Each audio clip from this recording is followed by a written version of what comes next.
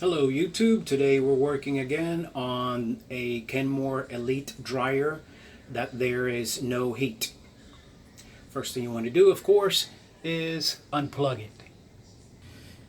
Next thing I did is remove this lower panel here, which can be easily done by doing this here, either with a flathead screwdriver or a putty knife. What you're doing basically is putting it in here, pressing down on that right there, and this will come out towards you, and same thing on the other side. Then you'll see you'll be left with it right there like that, and that just lifts out. After you take the panel off, what you want to do is go inside and remove this, because if not, it will not allow that to come out.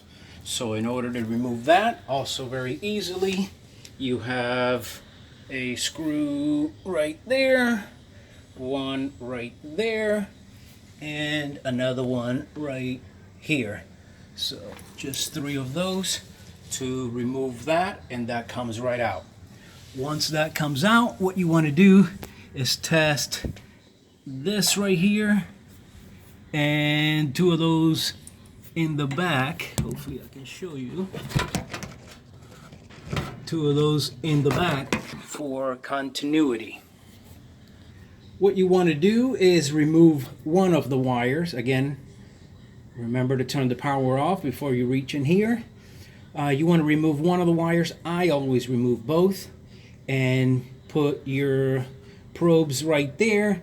And when you do, you should, if it's like mine or anywhere similar, okay, right here, if you don't know, right there, okay, and when you do, you should hear that.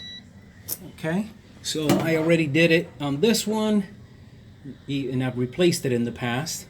Okay, also to make sure that's good in there, your coil, you want to do it here also. Remove one or both and check for continuity here. I did that and it was good. And on the one that follows behind that, and also had it. Now the one that did not have continuity, which has already happened, was the one all the way in the back, which goes in with that little clip right there on the top. And basically all you're doing is removing that screw, which is easily done with a 1/4 inch. Okay, so I removed that and tested it also outside to make sure. So you can see here, okay, nothing. So this is the one that's bad. Now in the past, I've done this, and because of my past, I actually try to fix things, not just repair parts as most people. So if you get lucky, I've done it twice already throughout the years. What you do is you grab this, if it's this one, let me show you again, the one all the way in the back, okay, should be flat on the other side, okay. What you do is you bang it on the floor perfectly flat, really hard, like this, okay. And what you're doing, all that's inside there, okay, it's a little metal piece of metal, pretty much shaped like that. And what you're doing is trying to get it to do that, because what happens is when it heats up too much, it does this, and that's where you have no continuity. So if you do it just right, you should be able to fix it until you know, and go ahead and order one. It's only, I think, like 10 bucks. I'll check after I do the video, and I'll put a link to the part, which I'm gonna order one. I thought I had one, but I don't. So again, just grab it and go like this. It may take a couple of times, so let me see if this did it. So it took me 3 times. Oops, come on. It took me 3 times to do it, but as you can see, I fixed it. But I'm gonna go ahead and order one. I noticed this, it's a little loose also, but that should work.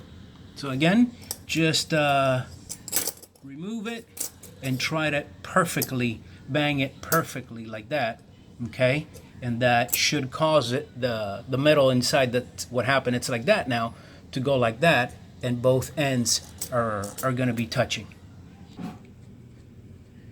Okay, so as you can see, got it back in there.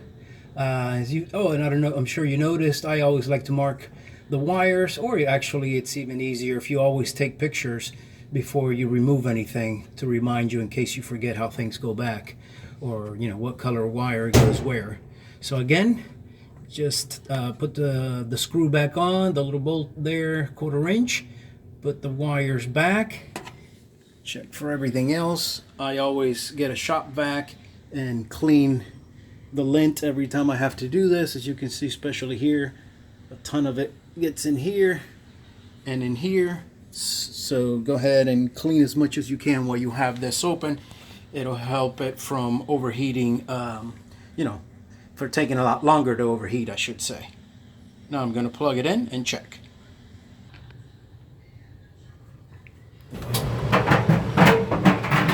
Oops.